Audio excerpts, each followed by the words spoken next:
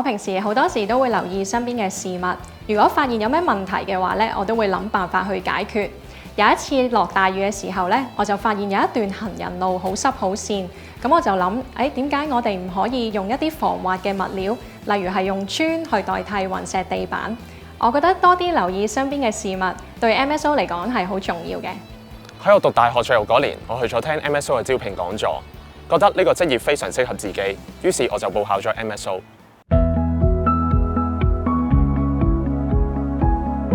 管理參與主任，大家平時可能比較少聽。我哋其實係擔任政府內部管理顧問嘅工作，即係由創新及科技局效率促進辦公室管理。我哋咧會就唔同部門嘅運作提供意見，促成公共服務改革。好似我而家咁樣咧，就被調派到去律政司，主要研究同埋協助部門利用資訊科技去提升同事嘅工作效率。我哋會為唔同嘅部門進行顧問研究。我哋嘅目標係提供既可行又最具成效嘅改善建議。我依家就喺康樂及文化事務署度做好多唔同類型嘅管理顧問研究，由優化整個訂場同埋活動報名嘅流程，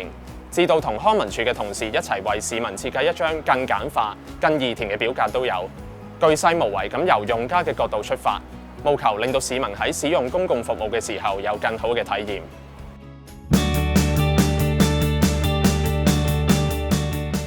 作為政府推動創新同埋科技應用嘅大使，我哋要有開放嘅思維，鍾意接受挑戰。同時，我哋亦都要緊貼世界嘅潮流，留意世界各地公共服務改革嘅趨勢同埋科技嘅應用。而喺進行顧問研究工作嘅時候，我哋其實需要接觸好多唔同嘅人，所以我哋亦需要有良好嘅溝通同埋聆聽技巧，從人哋嘅角度理解問題同埋需要，以團隊合作精神完成工作。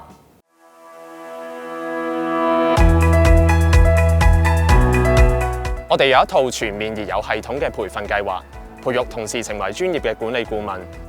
新入職同事嘅培訓主要涵蓋基本管理研究嘅方法同埋技巧，例如係設計思維、業務流程檢討、數據分析、基本認識政府財務管理同埋檔案管理等等。而通過咗試用期之後，更加有機會到外地交流，擴闊同事嘅眼界添。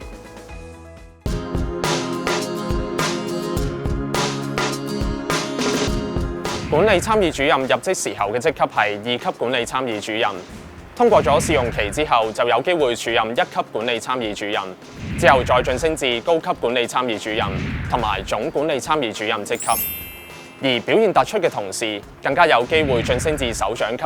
即係首席管理參與主任同埋助理處長職級。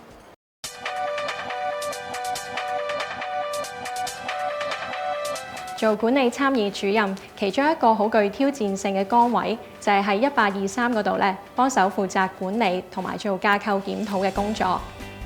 例如要點樣先可以喺人手不足嘅情況下，能夠維持到1823喺接電話方面嘅服務承諾。於是我哋就決定喺源頭嗰方面減低呢一個工作量，透過同房屋署研究點樣改善公屋同埋居屋申請表嘅一啲用詞，等到市民更加容易去明白，咁就自然能夠減少呢一方面嘅電話查詢啦。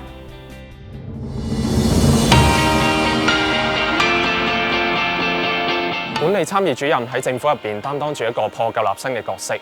基本上都冇特定嘅規範去界定我哋點樣去做，